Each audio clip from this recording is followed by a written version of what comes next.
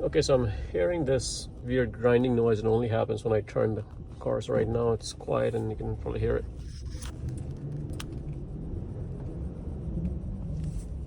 And as soon as I turn my steering wheel straight, it goes away. It's very odd. Let me see if I can do it again. If I do it this side, you can probably hear it.